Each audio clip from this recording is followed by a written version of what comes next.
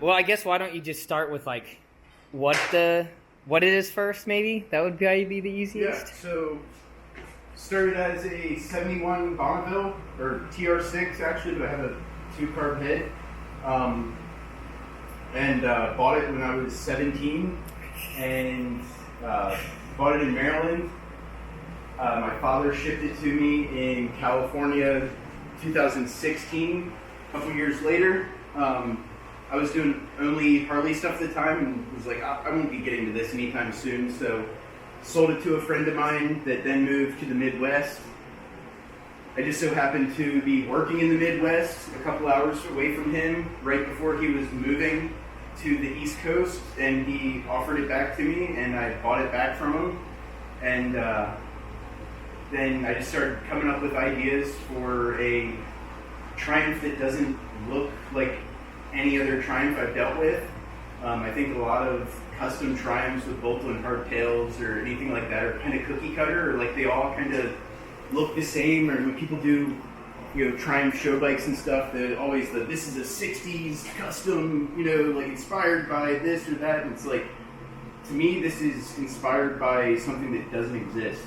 That's kind of what I was going for. Is like, approach a Triumph the same way that Harley guys approach custom Harleys, where a lot of shit's one off or mixing, matching things that don't necessarily go together and whatnot. So, I've had a lot of people, with their unsolicited advice, is like, oh, you need to change this or do this or that, or, it doesn't look like, what the cool ones that I see are, it's not my idea of what a bike I could never build is, but I'm intentionally trying to build it different than all the other stuff. And I could have challenged myself to do things that I've always wanted to do, but never, I've never built a frame prior to this. This is the first time doing it. And, I've had several 650 Triumphs before, but like it's not my bread and butter. It's not what I fuck with all the time. So I just challenging myself to get back into something and to get out of my comfort zone is really what I wanted to do. So yeah, it's where we are with it. Yeah, well, you're going to be competing with me soon, I know it. Okay, the whole point of me being here is to help him get his engine finished so he can do 100 days worth of shit in 30 days. So the one thing I want to get opened up, though, is Paul from Award Cycle sent the very first prototype version. I guess it'd still be prototype, right? Yeah. Yeah, so the first version of his new pushrod tubes. And so I'm going to open them up, and we're all going to enjoy it together. Time permitting, or if you want either B-roll or fucking anything, like, I'll if you want to show any of the other stuff, but ESA. Just make as much noise as you can. That would be perfect. Yeah. Okay, so obviously I'm jealous because these aren't mine, but Paul sent 2 different little Amel banjos. But obviously this is the more important thing that we're looking at here, and it is a set of spring-loaded pushrod tubes to stop all of the leaky pushrod woes that everybody has. And it's funny because Keith's friend actually was just complaining this morning to us about some of those. But anyway, the idea is it's a telescoping center. Man, I wish I could remember. He told me what these seals were made out of on the inside here. Just probably go back for a minute. Probably that sounds right. Yeah, Vitron or so. Anyway, they've got this really cool coated material on the inside, and then this has the spring, and then there's a seal there where that surface mates into it, and then you can compress it. This works. This is going to solve so many problems, and I'm going to tell everyone how bad they need these, just because it'll save my ass. But yeah, these are amazing. Like always, everything he does is super awesome. So I'm very, very proud that I get to be part of kind of the trial on these. Yeah. Yeah, dude, only say what you need to. Yeah. So I got the drawing from these from Paul and had them casted.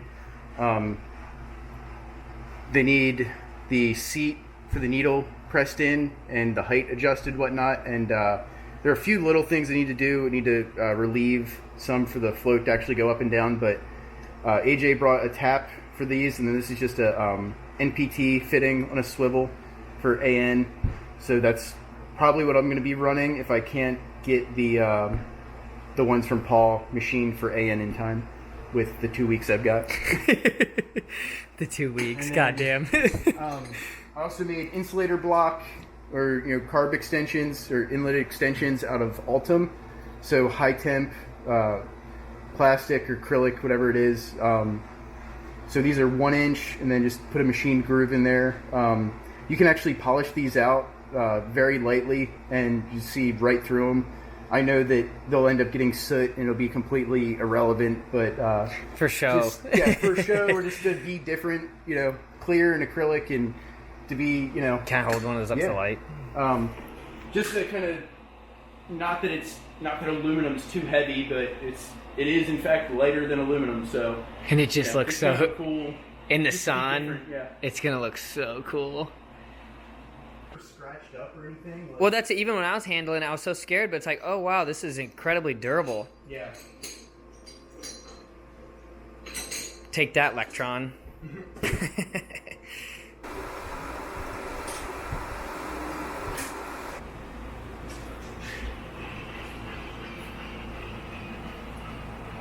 Again, like you're so yeah. close again, just eyeballing it. That's so funny.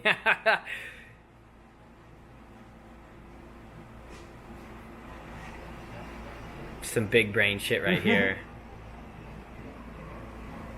Yeah, let's see.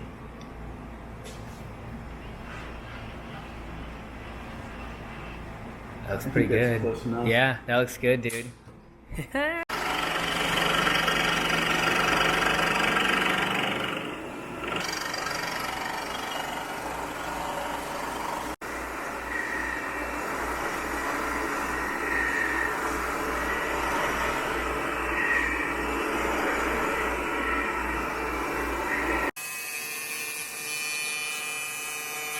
Okay, so I got all 4 seats cut on this head. Normally you guys don't see this really aggressive lip that kind of accumulates along in here. I don't know if you're really going to be able to see the contrast on it, but there's a pretty extreme drop into that 30 from the hemispherical line. Normally I deshroud that. Well, I obviously couldn't bring that in my checked luggage.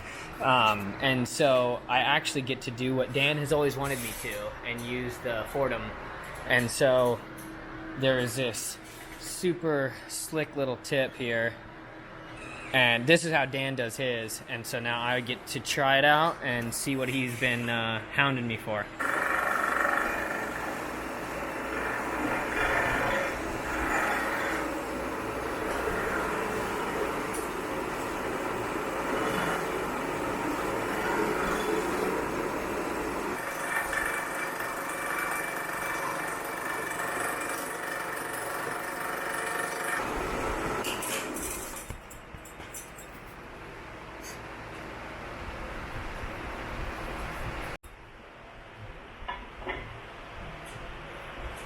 Vented primary without all the stupid speed holes. Yeah, vented closed primary. I love that. I love that, dude. Okay, so last night, well, Keith is an animal and will keep going, and so I had to bail, and he kept working for a little bit longer, but we started mocking everything back up again. He shaved this really cool gap. I kind of showed you that a little bit, and so that way it's kind of like a vented, primary cover. He's running a newbie belt. I really want him to kind of go through some of the other little features. I don't want to speak for him, but he was just trying to figure out his rear brake setup, and so he was mocking all that up, and we were kind of making sure everything was going to fit, and honestly, I just wanted to see it mocked up in there just because it looks so cool. But I got we went ahead and left the valve guides alone. We had a set of kibble whites to put in it. These are Rose, but they're actually like measuring pretty good. They don't have the intake seals, which is fine. I mean, I told him like if down the road, if he like when he has more time, if he wants to pull it off, send it to me. I'd be happy to do it again, you know. But this can at least get him to the show, and it should be pretty good. I'm actually really happy with it. As I showed, I got the seats cut, but then I got to use the grinder to blend and deshroud it, and it was a lot of fun. I really enjoyed that, so I'm definitely going to be getting one of those. But he was telling me about his plan with the pipes. He had changed the ports. I don't think I talked about that. I kind of want him to talk about it too, but he kind of relocated the ports to come out straight like a GP, and he also kind of manipulated these rear manifolds to be squared up. If you can't tell, maybe I can get it better. But it looks, I mean, obviously it looks badass. Like everything about it's really neat. The cylinders are good to go. That was a kit he had bought, and then obviously he shaped them and shaved to make it look a little bit better. But ring gap's good, piston clearance is good. I do want to hit another hone. He's got like a small like hone we can use in the drill, so I want to get a good score in it for the rings to seat.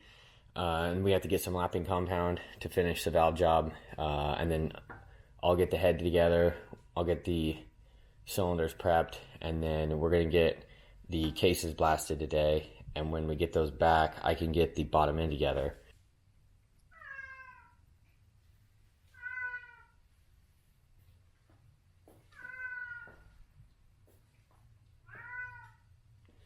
I've got quite a bit of transmission options here to choose from, so I'm going to get one complete set together, cleaned up, and then he got the kit from Dan, so that's going to make my life like insanely easy to get this transmission done. I always brag about how convenient and nice this kit is. I mean, it is that, but like this is like on a whole new level as far as like, hey, I'm gonna have such an easy time being in a foreign shop trying to put that together. So I'm super happy you got that.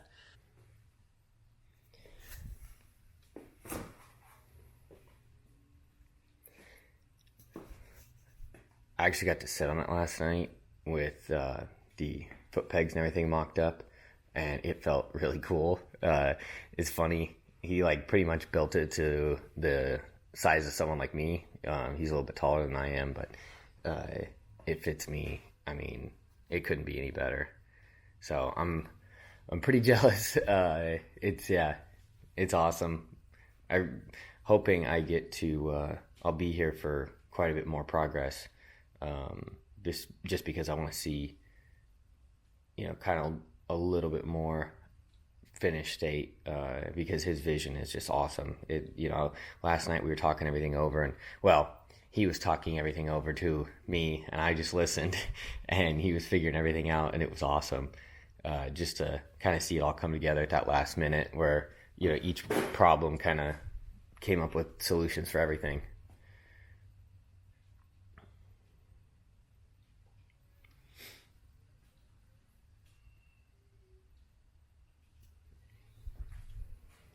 It's also incredibly distracting because he has cool bikes everywhere. I am going to actually have him tell us about some of them. I don't know if it'll be these or he's got a couple more.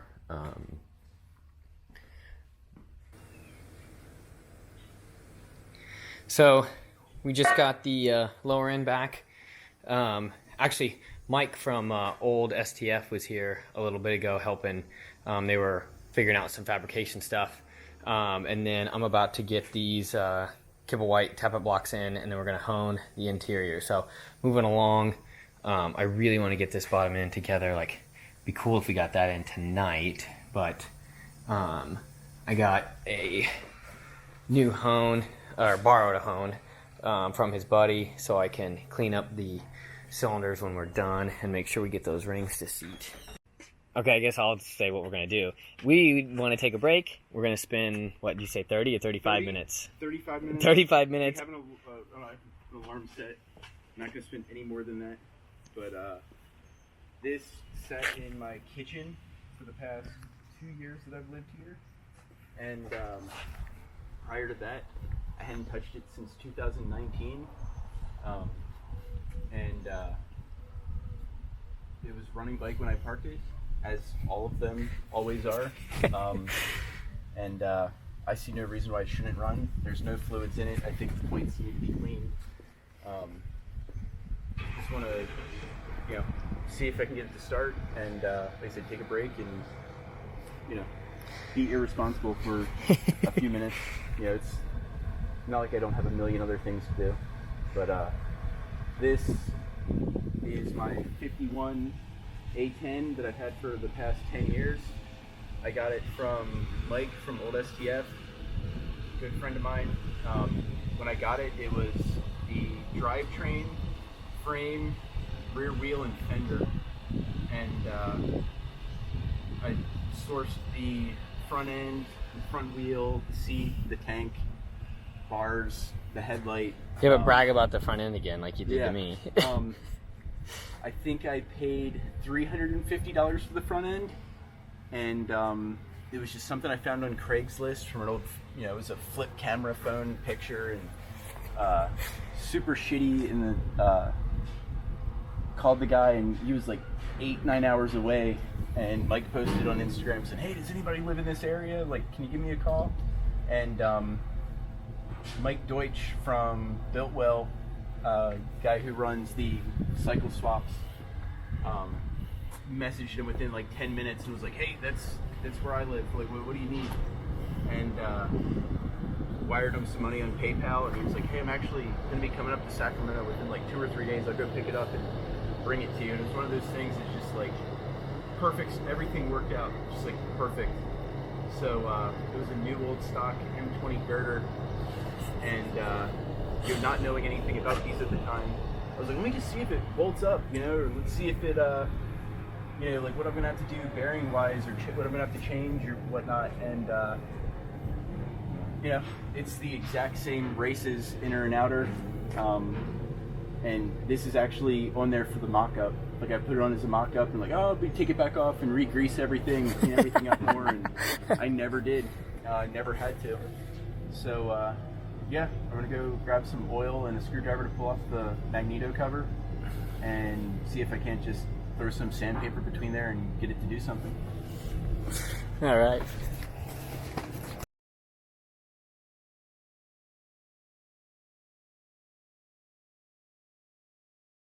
And then, all right.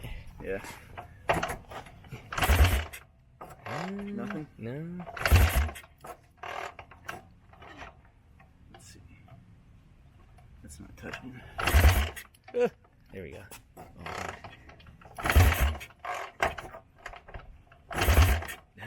Nothing. Dealing with all the time. All right.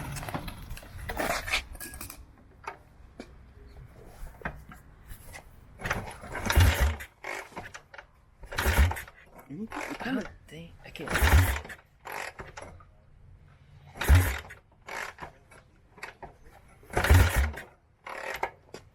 Come on, dude, it's a hunt. They're supposed to spark right away. Yeah. It's because you're supposed to use a Morris. That's what it was. Is that a wean? You know what I really wish I had some unsolicited advice. WWWD. So right now I am waiting for. I won a contest. I'm waiting for a sticker pack to come in the mail. It was one of those, like, kind of like the guess how many jelly beans in a jar thing somebody did. And it was it's kind of similar to what I'm building. It was one of those lightweight burnish things. I was within, I think, 0.2 of a pound when the guess, and it was like, you won. What's your address? And not that I gave a fuck really. It was just, I think it's funny. I don't know. I was here the whole time. I'm still waiting. Never got my stickers. Never got my stickers. Make sure that the float. Oh yes, we don't piss gas everywhere. Yeah. I guess this means that I'm not putting this back in my house. Not for a little while, at least. This is where I found out that I parked it because the fucking fuel petcock is leaking. It's like the old. Oh, the threads pulled out on this one, wasn't it? At one point in time, yeah. Let's see.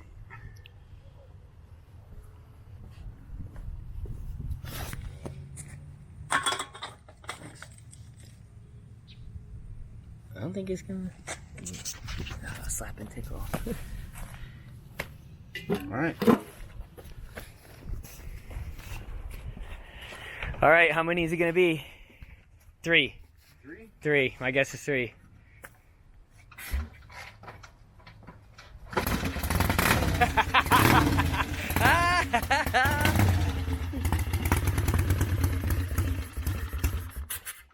That counts. That was long enough. That counts.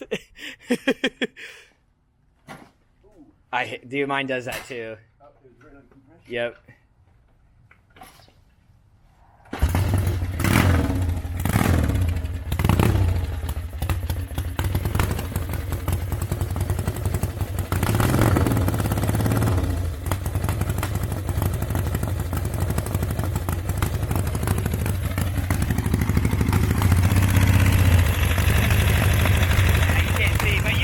Going up to your rockers.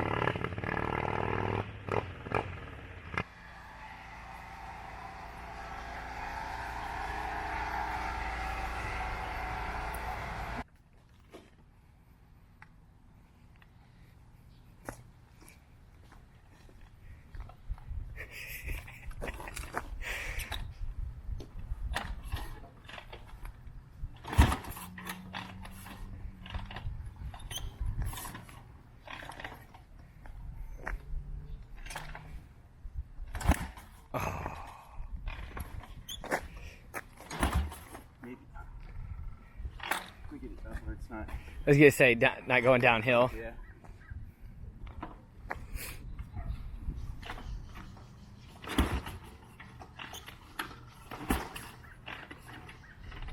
Might have been a little too ambitious.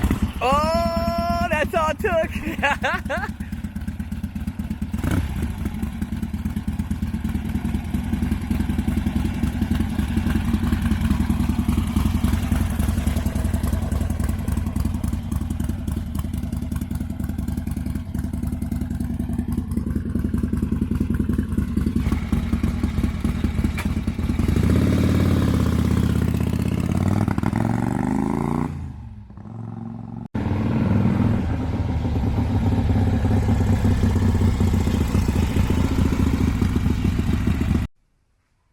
Okay, back to work. You already know. Got some parts from Dan. He hooked us up. Kibble white tappet blocks. Keith made a driver out of this really quick, so I can drive it on there. It actually shouldn't be all that tight. There's not a ton of interference. It's, just enough. I got to get an O-ring on there. Once they're in, I'll get the set screws in, and then I'm going to hone these. They are undersized from the factory, which is awesome. But I luckily brought my hone awl, so I can take care of that for him. Then once that's done, we borrowed a bar, and we're going to get a nice, it's a pretty aggressive stone, which will get us a good crosshatch so that we can make sure those rings seat. Oh my God, that's no good now.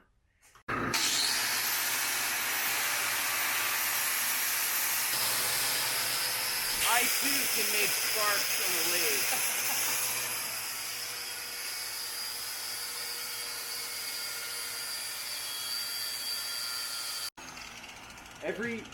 Every chopper builder video has the unnecessary sparks and the I'm doing cool shit on the lathe. I bring two things together. Yeah.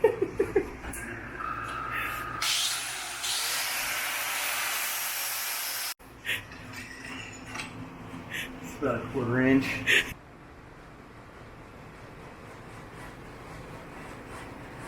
Okay, today's my last day here, so I really got to jam.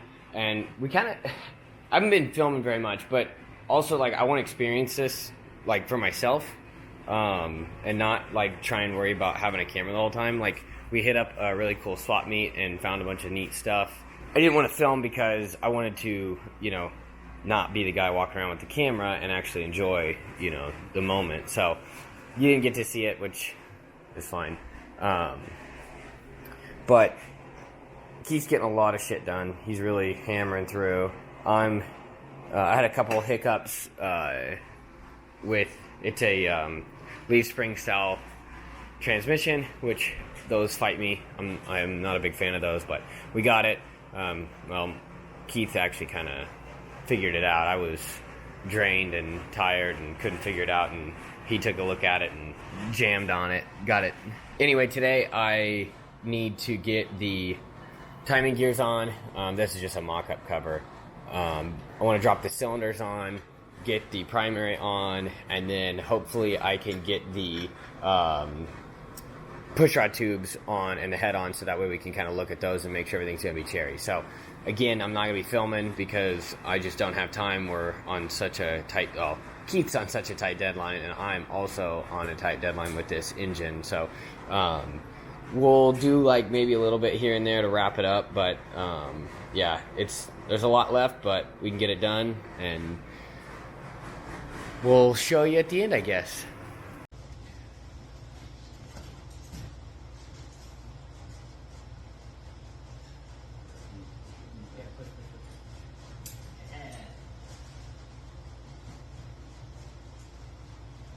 Okay, I'm just about ready. Okay, why don't you come up?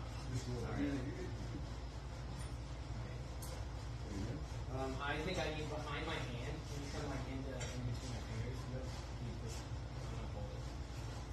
Can you like just bump it a little bit? Or are we getting too much pressure on it? They are candy boy.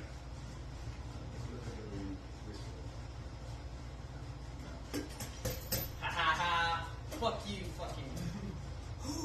Okay, so now while we're right here, I've not put any sealant on the bottom side. Okay, now. So if you want to put a little bit. You have no idea how many, because we can't, I don't think we would ever find those rings. Yeah, that's I didn't want to say anything before we started, but I'm like, if we break one of these rings, I don't know what we were going to do. The guy that balanced my shit, who had them in hand, had said something about him being an opinion. Well, I'm just fucking with you. but like, that's it, like, I just don't want to change shit, so I was like, you know what, no one needs to know. Yeah, no. Yeah, too bad we didn't take care of that when we hit that. Yeah. But like, I wanted to say, like, dude, send me it. Like, I'll just build it. But then it's like, then you were showing me what you were doing. Yeah. And I was like, I would have done that. if you had the opportunity to do it, but if I had with the time to have, the amount of cutting you did on it, I was like, oh no, I'm not gonna say anything because this is gonna be like way too cool to even interrupt. You know, with like, because I didn't want to even put it in your head where it's like, well, maybe I should send it. It's like, no, I'm just gonna see where this goes. Yeah. Or it's like, I'm using the ARP to match my aircraft cover, not big, you know. Yeah. Not the other way around. Like, ooh, it's aircraft style. Which, is that what the A stamped in the end of this stands for? Or is that that's just the brand or something. okay? It kind of makes a perfect little clamp, though. Yeah. I love doing that.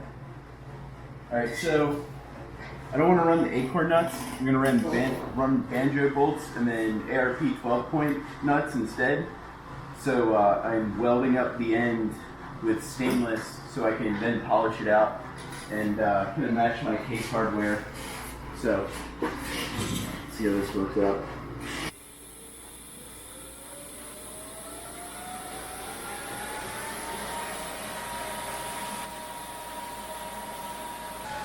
God damn.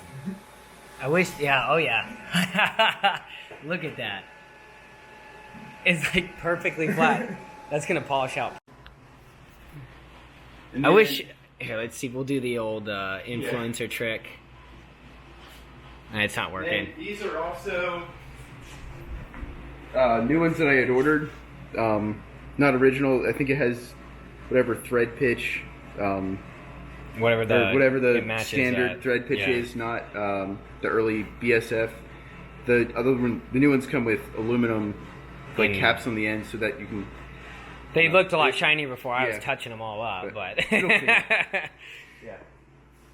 Couldn't remember what the actual thread pitch is. Actually, come over here and let's go over what we got at least so far. Yeah. Because, well, we got the cylinders on. We'd got the tappet blocks installed, honed. We got the cylinder kind of final honed. Where'd you get these? So those are titanium 12 points. Stupid expensive, but I don't know. Just thought it was super cool. Looks badass. The tappet these nuts two are here. actual GE hardware. Aircraft jet turbine. And then they're I don't know if you can see that, but they're drilled for safety wire. Yeah. He's gonna do that too before. Hopefully, I can get a shot of it. But and then the newbie kit is in. Looks great. Which I don't know if we talked about up here. This you can tell obviously looks different because there's supposed to be that port for the breather. That got deleted. He cleaned all that up, blended it, and I don't know if we talked about that transition here. Got completely reworked, and it's got a beautiful swoopy line to it now. The breather is from an F-16, some hardware that somebody gave me at one point in time, so it's pretty stoked to be able to use that. Oh, and then obviously some beautiful safety wire work there on the Morgo. But hell yeah. And again, he's the new leaf spring master. So if you guys need your 4-speed leaf springs timed up, he's super good at it and is offering all the help. So reach out. This is the second one I've ever done. The second trying 4-speed I've ever fully put back together, and every single one I've ever done is for a 71 Bonneville with the leaf spring. So yep, I'm actually signing up for the master class also. So damn. Well, we got really close, but didn't quite make it. We did get Paul's spring-loaded pushrod tubes on, and it was really slick. They're very, very cool. I like this idea. I'm excited to get my own set to test out and play with, but we're kind of in a rush to get me to the airport, and unfortunately I'm going to waste more of Keith's time by him driving me there, but I'm happy. I wish we could have got a little further, but it's badass. I mean, this thing is so cool. It's just every little detail. Those little ends to the spindles turned out amazing. It's just every spot you look, there's something to look at.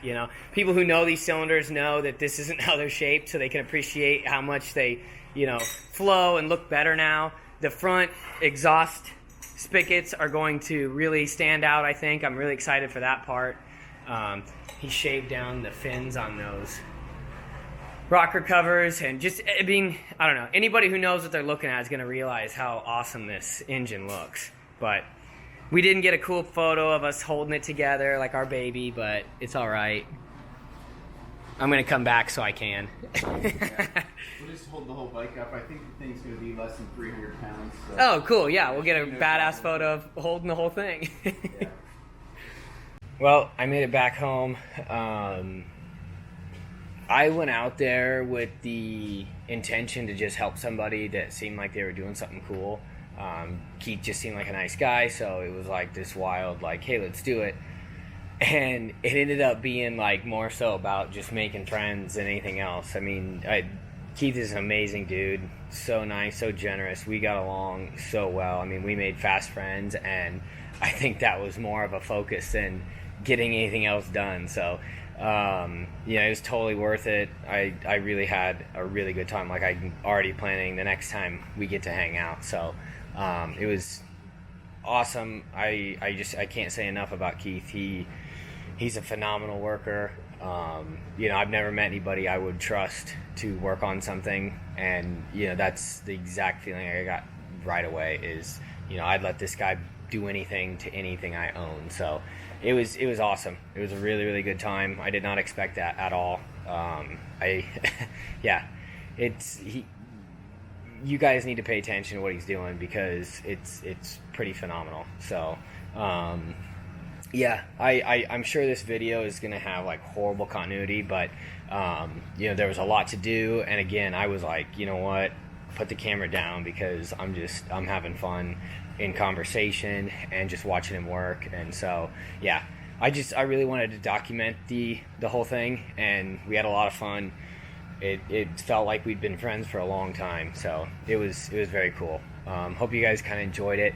I'd like to do like kind of a recap at some point, maybe get him to send me some stuff, so then that way people can kind of see the finish. But he has a very, very tight window left. I mean, he's got a lot to do in a short amount of time, but if anybody can get that amount of work done, it'd be him. So go check him out. Follow him on Instagram.